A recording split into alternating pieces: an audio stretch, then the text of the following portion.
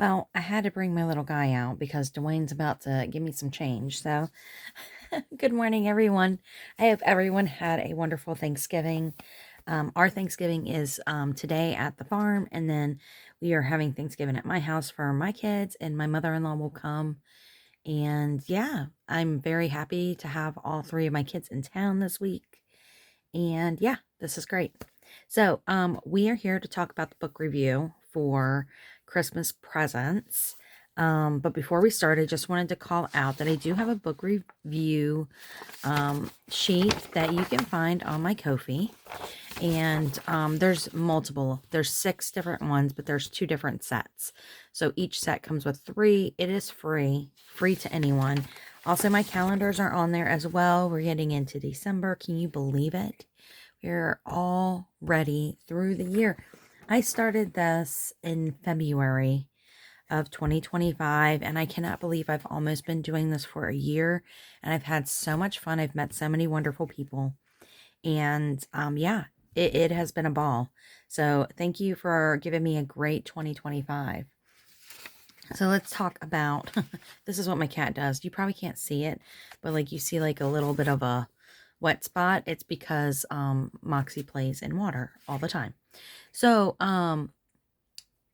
Lisa Unger. So we decided that we were going to read Christmas presents. And let me tell you, this poll was the closest I've ever seen it. But on Goodreads, they gave them a 3.6, and Amazon gave them a 4.1. Excuse my chicken scratch, because I was just kind of getting through it real quick. I did see a book that I wrote to the side, H.K. Christie, Her Silent Night.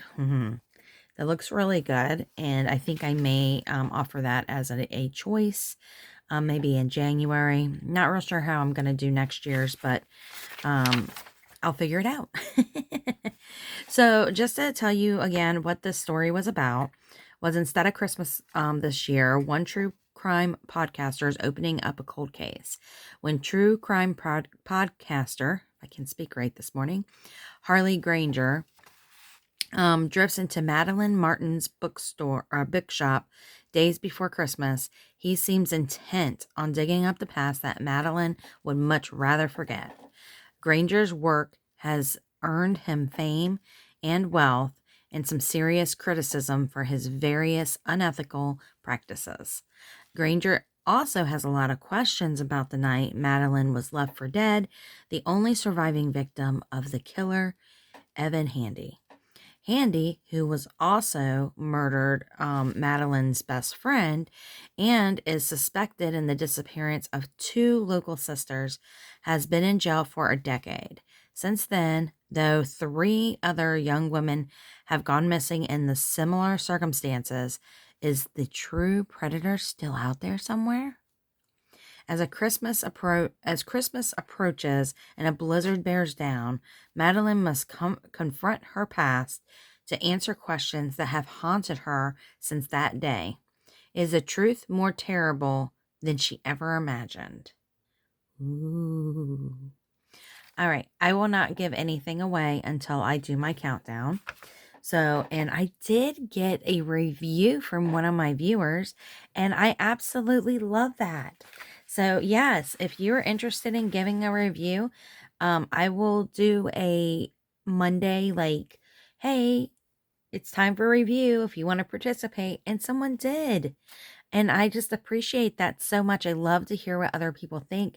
And we are going to read some reviews. Nothing that's going to spoil anything.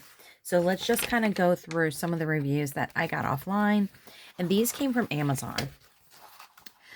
So this person said, absolutely love this. Wasn't shocked to figure out who it was, but not disappointed by any means.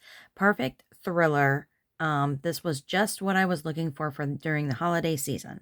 Also, thought I'd be disappointed by the novella, but this was a great read and not really that short.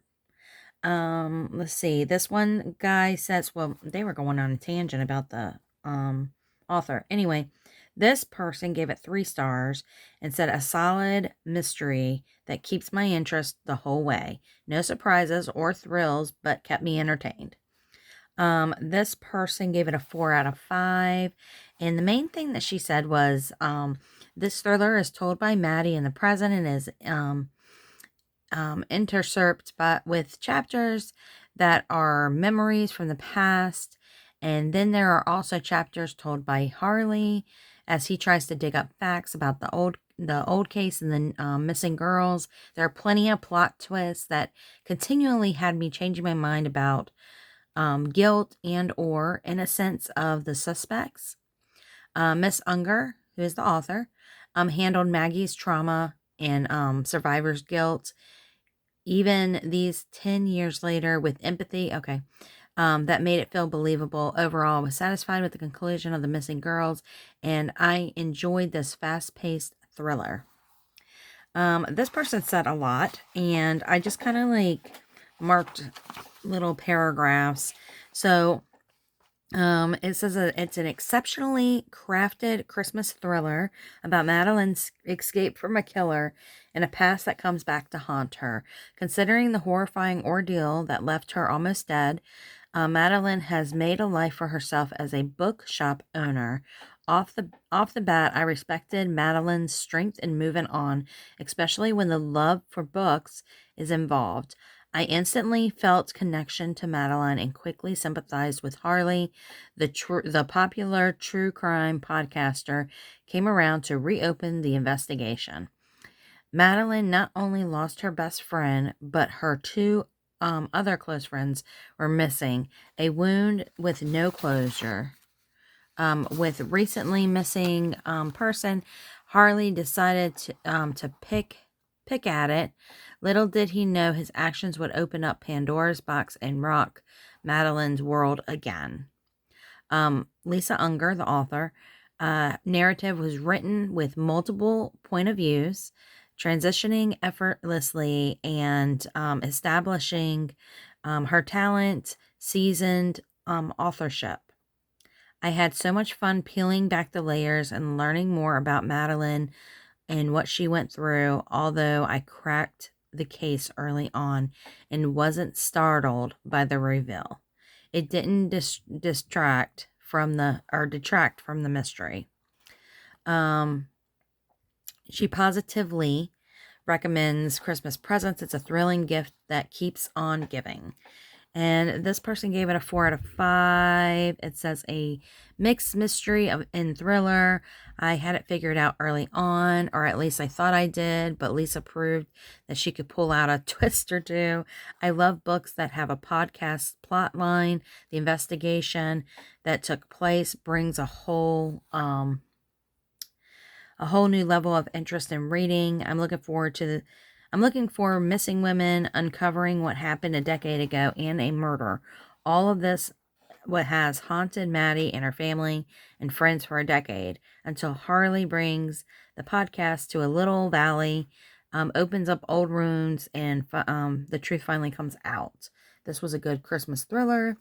Great twists. This one gave it a 3 out of 5. Great twist. A little confusing at first from the jump back and forth in time. I agree with that. So, not really anything negative, which is not like, I think like before, like all the books we read, there was a lot of negative comments about good books. This book is a good book. And in my opinion, like I didn't really see anything that was negative. I mean, there were like some negative comments, but pretty much it was a pretty average review. It's kind of middle of the line kind of reviews, which you either hate it or love it, it seems like. But this one was pretty consistent. So I'm going to go ahead and do the countdown.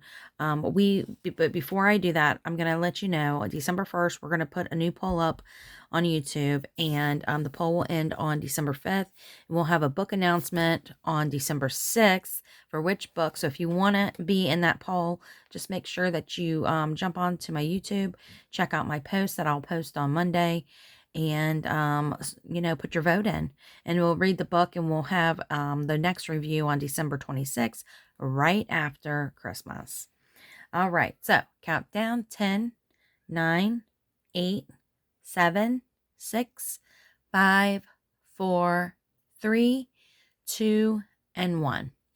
Okay, before we get into what I want to say about this book, we're going to go ahead and do the review that my friend Dee had sent over. And she says, "Hi Greta, I really enjoyed this book. I know most would go with the main characters such as Madeline or Badger as their favorite, but I would say my favorite character is Sheriff Martin." Right? No one in the reviews was really talking about the sheriff. While I know he is in a wheelchair and suffered a stroke and is not speaking through the book, I love that he never stopped looking for Ainsley or Sam Wallace after they disappeared.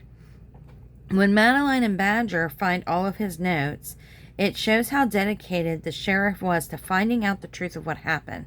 It was only when he figured out that the truth that it crushed him so much it caused him to have a heart attack, because a person was in his home and someone he knew and someone who grew up with his daughter.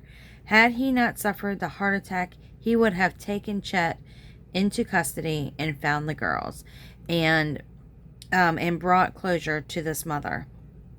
Did I expect the ending? I did, but only after reaching about halfway through the book at first. I thought it might have been Harley because the disappearance of Lolly just happened to coincide with him showing up in town. Then I moved to Badger for a moment, but once his brother came into the picture, I thought there was something off about Chet, and Chet's behavior was a little off, and the description of the mystery man that Lolly met up with seemed to describe Chet. Oh, I didn't think about that. I really enjoyed this book. The author gave such great detail that it helped to be able to put a picture together, or sorry, I'm not reading your words right. I really enjoyed this book. The author gave such great detail that it helped to be able to picture how the events happened. I find a good author can help the reader picture the scenes in their mind as they read. And this is exactly what Lisa Unger did for me. That is true. This is just what I thought. I do hope everyone enjoyed the book, and I can't wait to hear what others have to say. So yeah, guys, this book is great. I think for me, who's my favorite character? I don't know who my favorite character was. I kind of liked everybody, and I just kind of enjoyed everybody's situation, and it was so different. Like Lolly was stripping. She dropped out of school, and she didn't tell her parents, and she's supposed to go visit her parents. Like nothing really came into view, like the mom going like, my daughter never came here. But she was coming for Christmas, and it wasn't quite Christmas yet. But still, like, you haven't talked to your daughter? Like, I don't know. At the beginning, when, like, I did not even think about, she described him as a handsome man. Well, no offense to his brother, but I don't think Stephen... I don't think he was really a handsome, like, I don't think he was, like, super handsome, because they didn't really say that. They said he was, like, you know, that he married up, he married an attractive woman, and, you know, it was kind of out of his league. And then they made Chet seem like the handsome brother, right? So that, yeah, like, I didn't even think about that point until I just read that. But yeah, no, that all makes sense, and it all comes around. I did figure out who it was early. It was more or less that it was near the end. I really, at one point, thought it was Stephen when his hands, like, there was a part in there that said that Steve, the dad was trying to say something to to Maddie. And Stephen was behind her, and he had his hands in a fist. And I thought, oh no, it can't be him, and he's gonna kill them. No, it was nothing like that. He was mad because it was his brother. Oh my gosh. Like, I had no clue. I was freaking out. Like, once he didn't do anything, I was like, oh, no. And then I'm like, Lolly, like, tore him up. Like, come on. Like, I didn't know what was going to happen at the end. I was seeing all kinds of stuff. I was like, oh, I see this girl. She's like halfway, dying, trying to get over here. And Madeline is picking her up. And Steven, they're trying to put her in the truck. And then he sees his brother. And then they're like, oh, well, she's already halfway dead. Like, I didn't know what was going to happen. But it was such a good story. They did the right thing, right? It wasn't as sinister as I thought it was going to be, as I was trying to make it to be in my head, because you just never know with authors. They go all over the place, but it was so good. It was such a fun read. It was so good. There was a lot of good plot and twists in there. It was really like watching a TV series. You could literally see everything going on in your mind. You had your characters made up. You can see Maddie in the bookstore.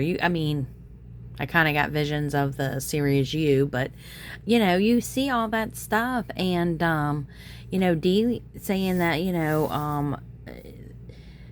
her father was Maddie's father was her favorite. That makes sense, because could you imagine oh my god.